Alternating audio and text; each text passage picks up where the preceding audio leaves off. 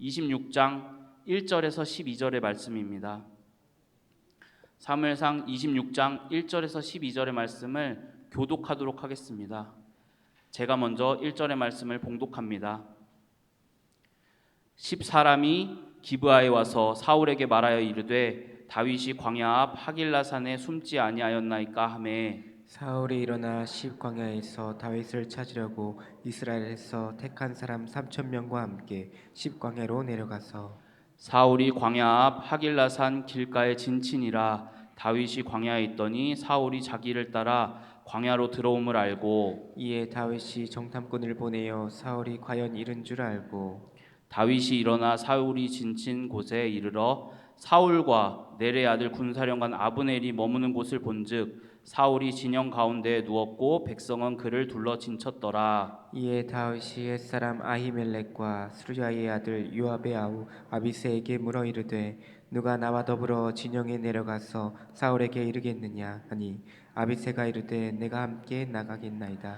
다윗과 아비새가 밤에 그 백성에게 나아가 본즉 사울이 진영 가운데 누워 자고 창은 머리 곁에 땅에 꽂혀 있고 아브넬과 백성들은 그를 둘러 누웠는지라. 아비새가 다윗에게 이르되 하나님이 오늘 당신의 원수를 당신의 손에 넘기셨나이다. 그러므로 청하오니 내가 창으로 그를 찔러서 단번에 땅에 꽂게 하소서. 내가 그를 2번 찌를 것이 없으리이다 하니 다윗이 아비새에게 이르되 죽이지 말라. 누구든지 손을 들어 여호와의 기름 부음 받은 자를 치면 죄가 없겠느냐 하고 다윗이 또 이르되 여호와께서 살아계심을 두고 맹세하노니 여호와께서 그를 치시리니 혹은 죽을 알릴거나 또는 전장에 나가서 망하리라. 내가 손을 들어 여호와의 기름 부음 받은 자를 치는 것을 여호와께서 금하시나니 너는 그의 머리 곁에 있는 창과 물병만 가지고 가자 하고 다윗이 사울의 머리 곁에서 창과 물병을 가지고 떠나가되 아무도 보거나 눈치채지 못하고 깨어있는 사람도 없었으니 이는 여호와께서 그들을 깊이 잠들게 하셨으므로 그들이 다 잠들어 있었기 때문이었더라. 아멘. 아멘. 네, 오늘 말씀 제목은 바른 분별 믿음의 선택이라는 제목입니다. 바른 분별 믿음의 선택이라는 제목이에요. 우리 분별이라는 말씀을 들으면 어떤 생각이 드시나요? 저는 옳고 그름 이거 따지는 거 생각이 나더라고요. 근데 얼마 전에 이제 제 아내랑 저랑 이제 차를 타고 가는데 운전을 하고 있는데 아내가 이제 신호가 걸렸어요. 그래서 빨간불이 이제 딱 멈추는 거고 한참 거기가 걸리는 지역이어가지고 아내가 잠깐 문자를 하는데 저는 그걸 옆에 앉아서 견딜 수가 없는 거예요. 아, 왜 운전을 하는데 문자를 하지? 너무 불안한 거예요. 그래가지고 하지 마. 이거 안 했으면 좋겠어요. 라고 얘기를 했어요. 근데 또 아내는 이거 잠깐 빨간불인데 급한 문자인데 이거 빨리 보내야 되지 않겠어요? 라고 얘기를 하더라고요. 그래서 막 옥신각신 다퉜어요. 그랬는데 그걸 가지고 이제 부부 모임을 잠깐 하게 된 거예요. 어떤 다른 부부들하고 부부 모임을 하는데 제가 고발을 했죠.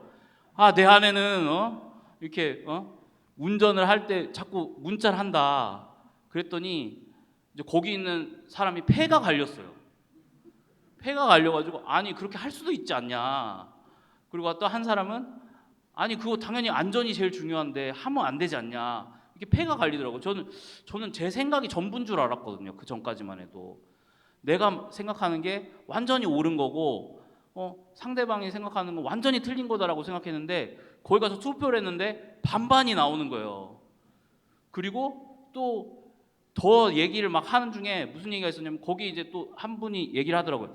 우리는 더 했어 이러면서 이제 결혼하기 전에 이제 음식을 먹으러 가서 데이트를 하는데 이제 그 아내 되시는 분이 이제 젓가락이 필요해가지고 거기서 젓가락 2개를 이렇게 빼가지고 이게 숨겼대요.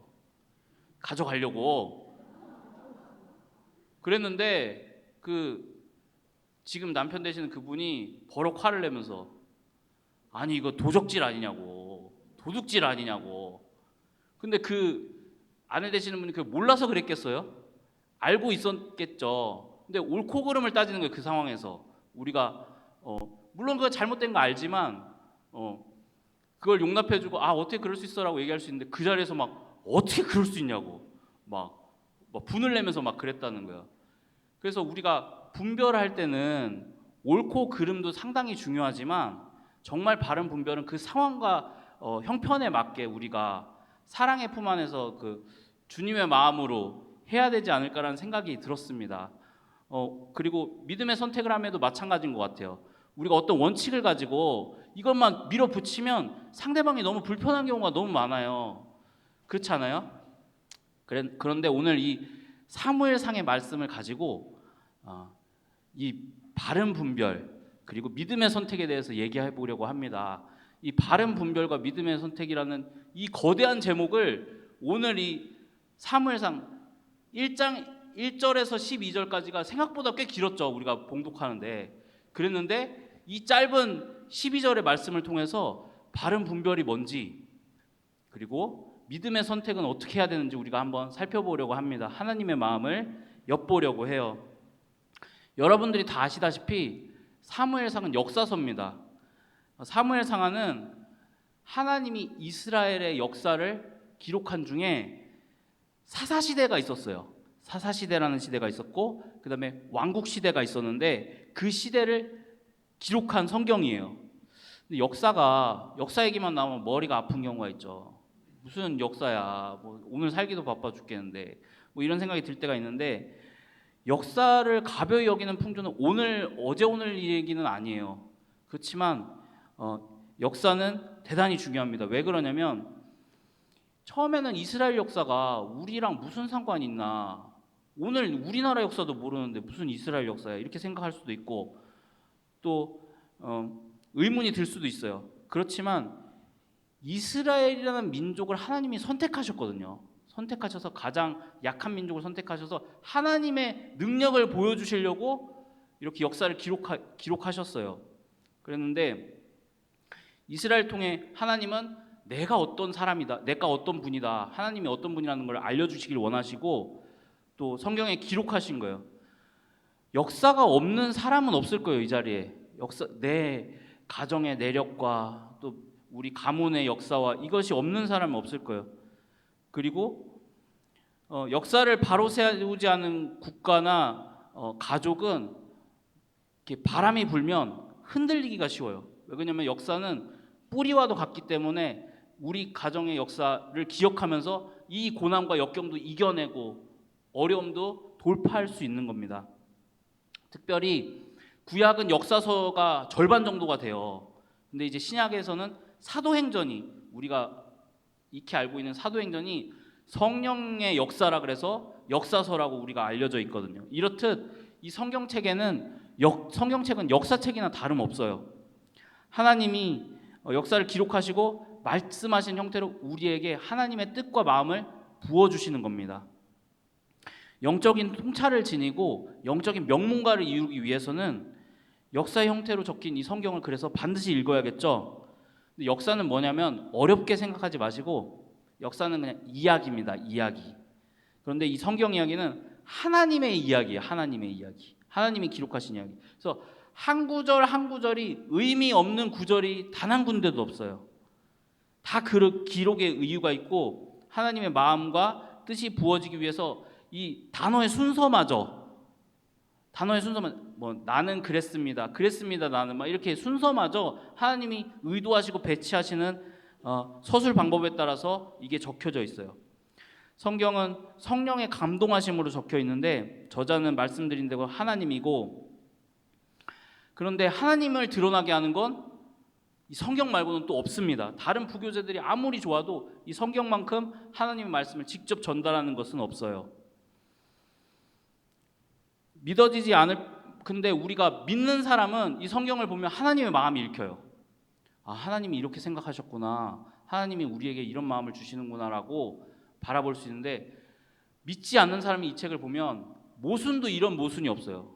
그리고 말도 안 되는 얘기도 이렇게 말도 안 되는 얘기도 없고 이해되지도 않아요. 그게 성경인 거예요. 특별히 오늘 사무엘상을 읽으면서 역사를 이끌어 가시는 하나님을 만나게 될 겁니다. 한 분 한 분에게 말씀하시는 하나님을 만날 뿐만 아니라 이스라엘 민족 전 민족에게 무슨 말씀을 하시는지도 밝히 알게 될 거예요. 오늘 말씀의 제목은 제가 말씀드린 대로 바른 분별 믿음의 선택입니다. 바른 분별 믿음의 선택이에요. 어떻게 이렇게 짧은 12절에 12절의 말씀이 분별과 믿음의 그런 하나님의 마음을 얘기할 수 있는지 이 자리에 계신 성도분들이 밝히 알게 되기를 주님의 이름으로 축원합니다. 여러분은 다윗이 사울에게 쫓기는 신세라는 말씀을 들어보셨을 거예요. 이스라엘 민족에게는 사사시대가 있었는데 여호수아가 죽고 이제 재판관으로 칭해졌던 사사라는 리더들이 있었는데 그 리더의 마지막 리더가 이제 엘리 제사장 그 다음에 사무엘이었어요. 그리고 사무엘을 끝으로 마지막 사사는 끝납니다. 그리고는 사울이라는 이스라엘 초대 왕, 첫 번째 왕이 이제 등장한 거예요. 하나님께서는 근데 어땠냐면은 사사시대에 왕 안 세웠으면 좋겠어라는 마음이 있으셨나 봐요. 왜 그러냐면 하나님이 직접 왕으로 통치하고 다스리시는데 너네가 왜 보이는 왕이 필요해? 라고 되물으셨어요. 그랬는데 이스라엘 민족은 어땠냐면 자꾸 외적의 침입이 있어요. 그리고 우리 국가가 막 부강해지고 뭔가 보이는 막 짱짱한 그런 걸 원해. 그러니까 하나님께 간구한 거예요. 왕을 세워달라고. 그랬더니 하나님이 우리에게 왕을 주십시오 라는 말씀을 듣고 그래 그러면 내가 한 사람을 골라볼게 라고 해서 고른 사람이 사울이었어요. 그래서 전쟁하기 쉽게 조직된 그런 이스라엘 초대왕으로 아주 잘생기고 아주 건장한 우리 사울이 초대 왕이 됩니다. 그런데 그렇게 총명하고 하나님을 경외했던 지혜로웠던 사울 왕이 왕위에 딱 오르고 나서는 변하기 시작해요. 어떻게 변하냐면 하나님보다 자꾸 앞서가요. 우리도 왜 그럴 때 있잖아요. 내가 기도해서 조금만 기다리면 되는데 그렇게 기다리지 못하고 조금 앞서가잖아요. 좀 앞서가는 죄. 그리고 하나님의 말씀을 조금 왜곡해요. 그래서 거역하는 죄. 이래도 되겠지라고 아니라는 생각에 변명하며 하나님이 회개해라고 했는데 회개치 않는 죄를 계속 반복해서 범해요. 그랬더니 하나님이 어떻게 하셨냐면 사무엘상 16장 1절입니다. 16장 1절 보시면 제가 봉독해 드립니다. 여호와께서 사무엘에게 이르시되 내가 이미 사울을 버려 이스라엘 왕이 되지 못하게 하였거늘 내가 그를 위하여 언제까지 슬퍼하겠느냐. 너는 뿔에 기름을 채워 가지고 가라. 내가 너를 베들레헴 사람 이새에게로 보내리니 이는 내가 그의 아들 중에서 한 왕을 보았느니라 하시는지라. 아멘. 오늘 26장 읽었잖아요. 근데 10장 전에 하나님이 사무엘을 향해서 말씀하시는 거예요. 지금 뭐라 그러냐면 내가 이제 사울을 버린다. 얼마나 이 두렵고 떨리는 말씀입니까? 그 온 민족을 이끄는 왕으로 사울을 세우셨는데 하나님이 그 죄를 반복해서 지으니까 내가 사울을 이제 버리겠다.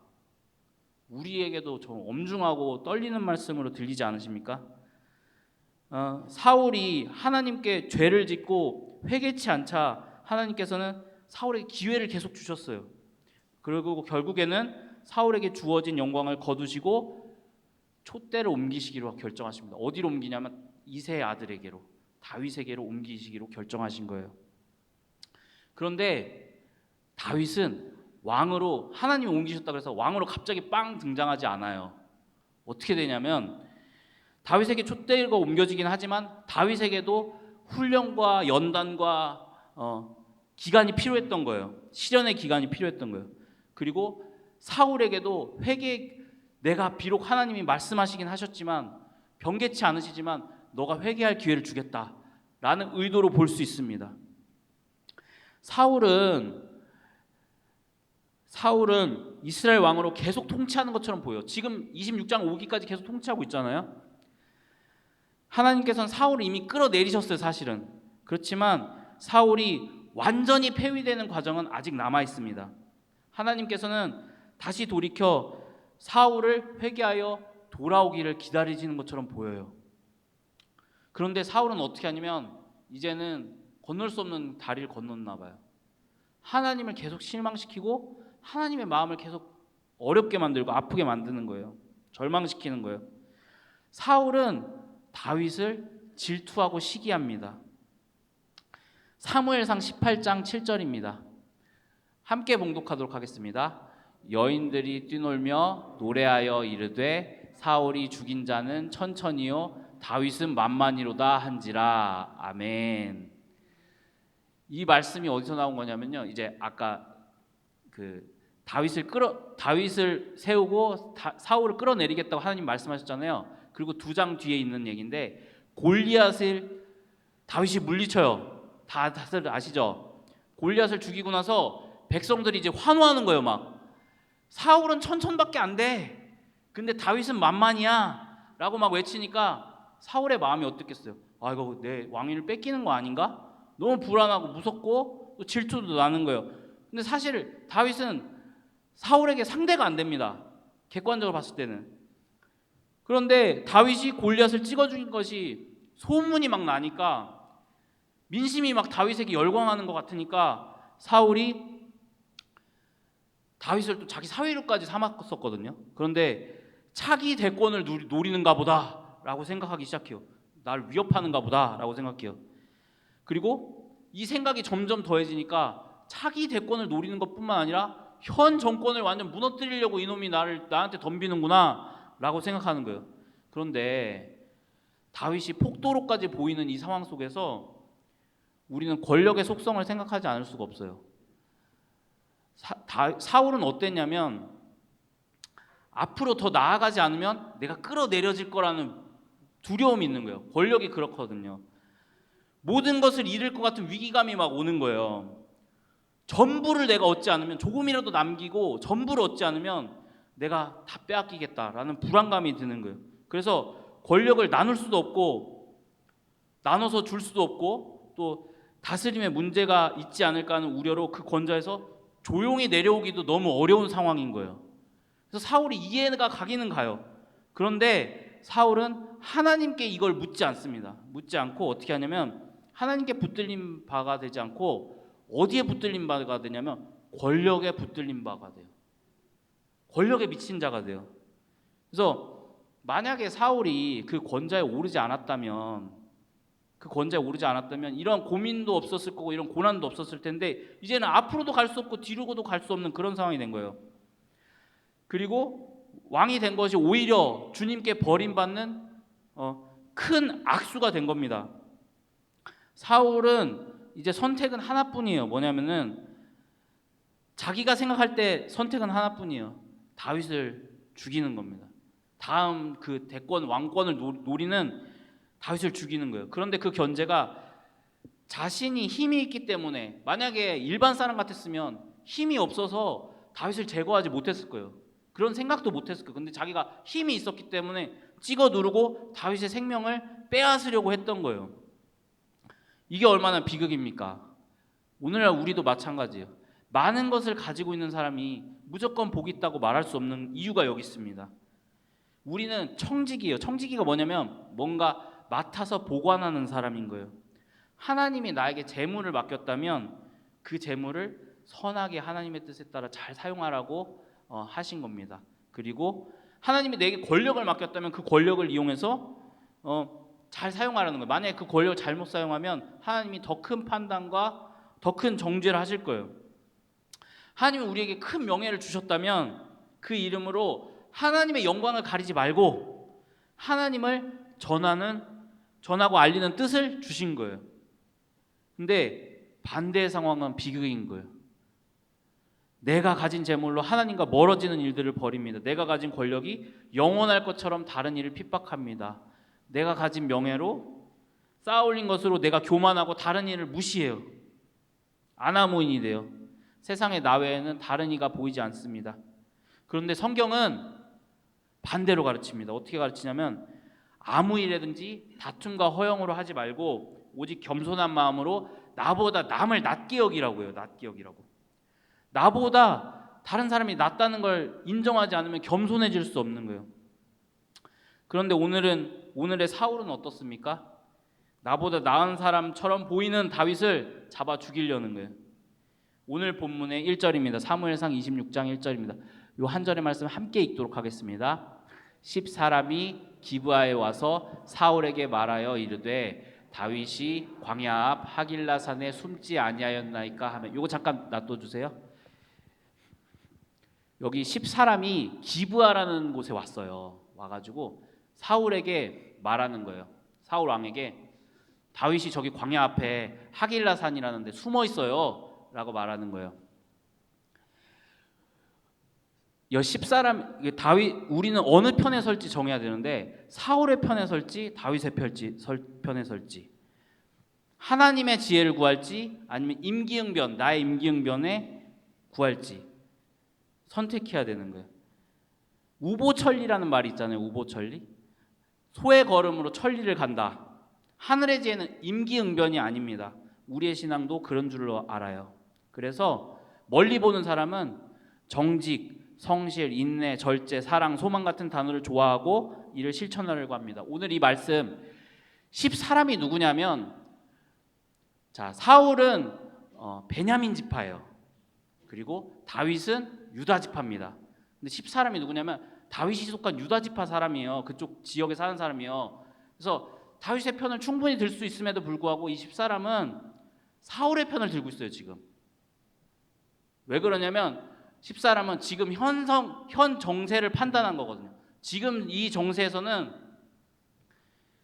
사울이 유리해. 사울이 유리하니까 우리가 사울에게 고발해야 돼. 다윗을 잡으라고 라고 하는 거예요. 그래서 10사람은 다윗을 지지하고 편에 서야 하는 것이 마땅하지만 사울을 지지합니다. 이것은 또 반증하고 있는데 뭘 반증하냐면 사울의 정권이 아직 짱짱하다는 증거예요. 10사람은 정권의 편에 서는 것이 하나님의 뜻에 따르는 일이라고 하는 겁니다. 이전에도 그랬어요. 이게 지금 첫 번째가 아니거든요. 10사람이 다윗이 어디 숨어 있어요 라고 얘기한 게 이번이 두 번째예요. 그래서 사울에게 고발하면서 사울 편에 서는 거예요. 그러면서 뭐라고 이전에 얘기했냐면 나는 사울 편에 서는 게 하나님께 충성하는 일이야 라고까지 얘기했어요. 왜곡한 거죠. 그렇지만 하나님은 말씀합니다. 우리는 분별할 때 주의해야 될 게 하나 있어요. 뭐냐면 나의 환경이 처해진 환경이 하나님의 말씀보다 앞서면 안 된다고 하는 거예요. 하나님이. 그러니까 이 상황에서는 뭐냐면 10사람이 다윗을 고발하고 드러내어 잡아 죽이라고 사울을 선동한 이 장면은 10사람이 얼마나 하나님 뜻에 거역하고 반역하고 있는지를 보여주는 거예요.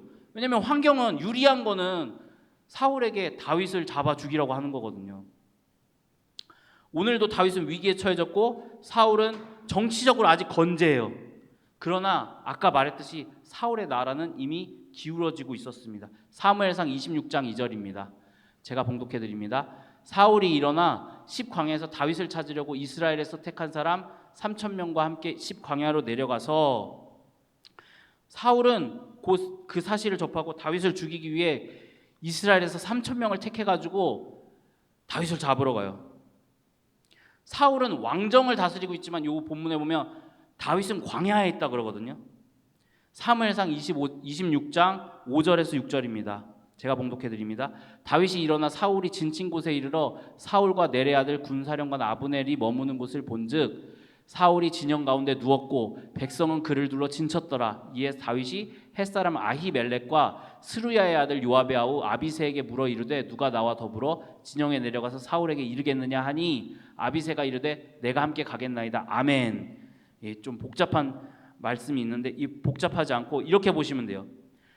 다윗이 사울과 아브넬이라는 사람이 저기 왕궁 그 진치고 있어요. 사울하고 아브넬이. 그랬는데 다윗이 어떻게 하냐면 자기의 장군인 아비새를 데리고 적진에 침투해 들어가는 겁니다. 그러니까 다윗이 딱 보니까 지금 3,000명이 막 깔려 있거든요. 그랬는데 내가 여기에 있으면 막 큰 전쟁이 나서 다 죽을 것 같아. 많은 사람이 죽을 것 같아. 그러니까 다윗이 어떻게 했냐면 죽으면 안 되겠다 판단을 해가지고 그 자기 장수인 아비새를 데리고 적진에 들어가는 거예요. 사울을 만나려고. 그래서 몰래 들어갔어요. 몰래 들어갔는데 다윗과 아비새는 번개같이 이제 밤을 틈타서 딱 들어간 거예요. 막 심장도 떨리고 막 그랬겠죠. 막 이제 그 적진에 들어갔으니까 적이 나를 잡으려고 진격해 와서 진을 치고 있는데 오히려 치고 들어간 거죠. 그랬는데 사무엘상 26장 8절에서 9절을 보면 당시 상황이 나옵니다. 26장 8절에서 9절입니다. 아비새가 다윗에게 이르되 하나님 오늘 당신의 원수를 당신의 손에 넘기셨나이다. 그러므로 청하오니 내가 창으로 그를 찔러서 단번에 땅에 꽂게 하소서. 내가 그를 두 번 찌를 것이 없으리다 하니 다윗이 아비새에게 이르되 죽이지 말라. 누구든지 손을 들어 여호와의 기름 부음 받을 자를 치면 죄가 없겠느냐 하고. 아멘. 다윗과 아비새가 지금 들어갔잖아요. 적진에 딱 들어갔는데 사울이 자고 있는 거예요. 사울과 아브넬이 세상 모르고 자고 있는 거예요.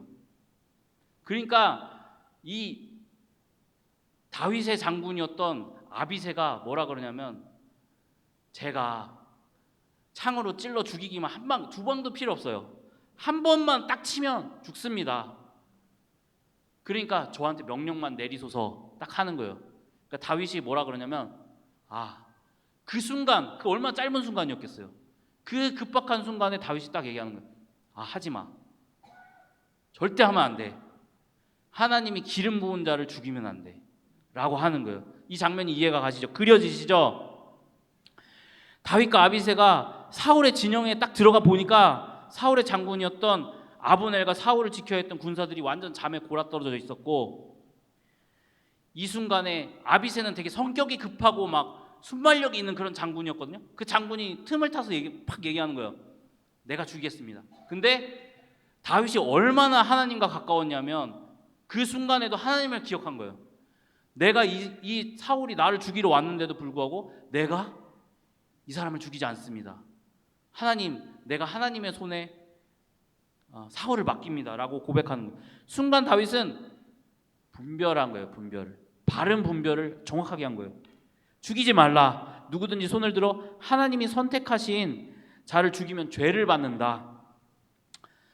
이 다윗은 사울을 죽일 기회가 이번만 있었던 게 아니에요. 이전에도 한 번 있었거든요. 자신을 죽이려던 자에게 그냥 호의를 베푼 게 아닙니다.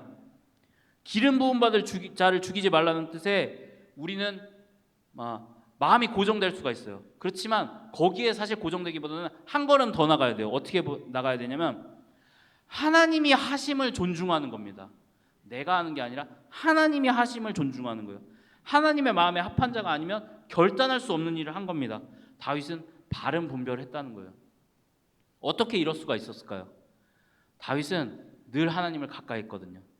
하나님을 알기를 원했지 상황을 판단하는 능력이 앞서지 않았어요. 그야말로 하나님의 지혜를 구한 겁니다. 평소에 유혹을 끊어내는 훈련을 끊임없이 한 거예요. 그래서 다윗은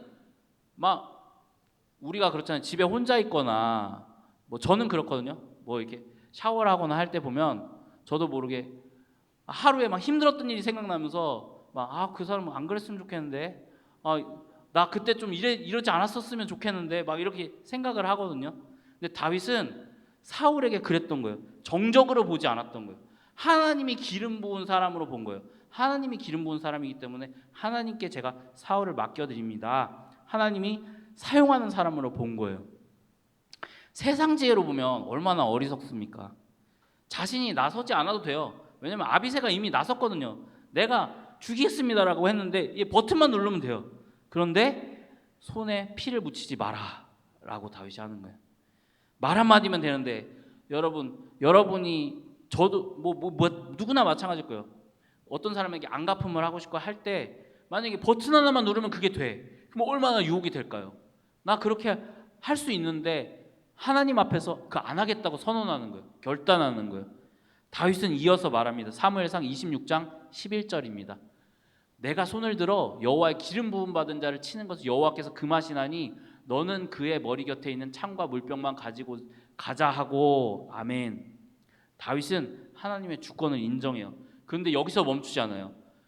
그냥 분별만 하고 멈추는 게 아니라 또 선택을 해요. 어떤 선택을 하냐면 창과 물병을 가지고 갑니다. 지혜로운 선택을 하는 거예요. 그냥 거기서 멈추는 게 아니라 내가 창과 물병을 가지고 갈게. 사울이 요걸 보면 놀라겠지? 라고 하는 거예요. 그러면서 내가 다윗이 사울을 충분히 죽일 수 있었는데도 안 죽였어. 라고 간접적으로 말을 하는 거예요. 그리고 아비새를 이렇게 말렸겠죠. 아비새가 이거 충성이 막 앞서가지고 사울을 죽이면 어떡해. 그러니까 막 아비새를 설득해가지고 이제 갔을 겁니다. 오늘의 말씀 마지막 말씀이에요. 26장 12절의 말씀입니다. 함께 읽겠습니다. 다윗이 사울의 머리 곁에서 창과 물병을 가지고 떠나가되 아무도 보거나 눈치채지 못하고 깨어있는 사람도 없었으니 이는 여호와께서 그들을 깊이 잠들게 하셨으므로 그들이 다 잠들어 있기 때문이었더라. 아멘. 자, 이 상황이 다 그려지시죠? 이제 12절의 말씀이. 자, 다윗과 아비새가 떠날 때 조심조심 떠났을 거 아니에요. 이제 걸리면 안 되니까. 그런데 놀라운 게 성경이 기록하니까 진실이란 말이에요. 3,000명의 군사가 아무도 이걸 눈치채지 못한 거예요. 잠든 사울이 깨어있지 못한 건 물론이고 3,000 군사가 깨어있지 못한 거예요. 다윗이 침투를 허락했다는 건 하나님이 역사하시지 않으면 이 사건은 일어날 수가 없는 거예요. 하나님은 말씀으로 이를 에둘러서 짚어주세요. 사울의 진영은 흑암으로 가득한 죽음의 진영이다. 그리고 하나님이 계시지 않는 잠의 진영이다. 어둠의 진영이다라고 얘기하시는 거예요.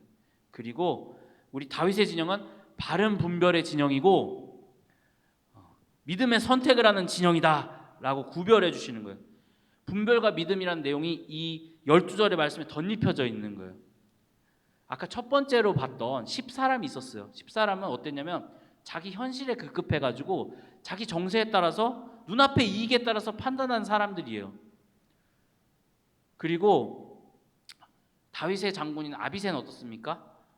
충성에 또는 눈앞의 이익과 판단에 앞세워가지고 기름 부음 받은 자를 죽일 뻔했잖아요. 다윗이 없었으면 죽였을 거 아니에요.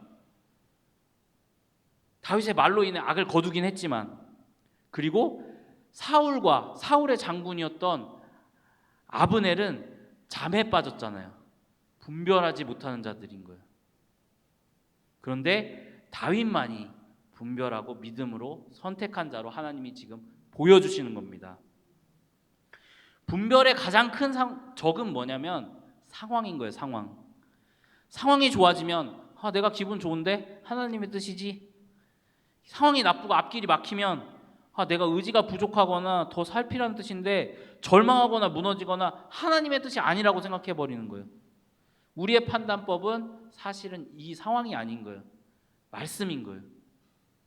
하나님의 말씀은 그래서 멀리 보고 지켜야 되는 거예요. 앞에만 보는 사람은 하나님의 말씀을 분별할 수가 없어요.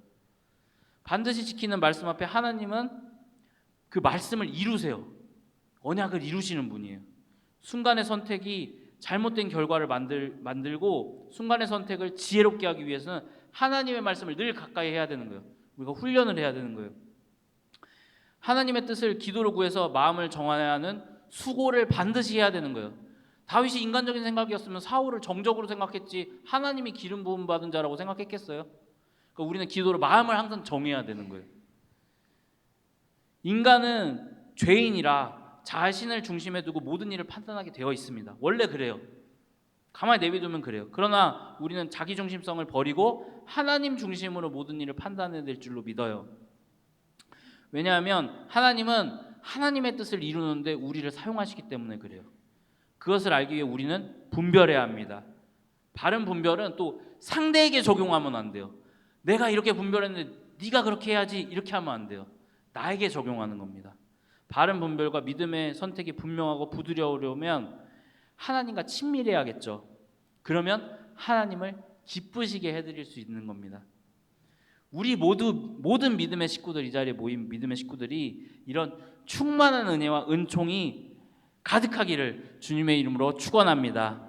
우리 모든 구역장님들과 구역 식구들에게 분별과 믿음이 바르게 행해지기를 주님의 이름으로 축원합니다. 오늘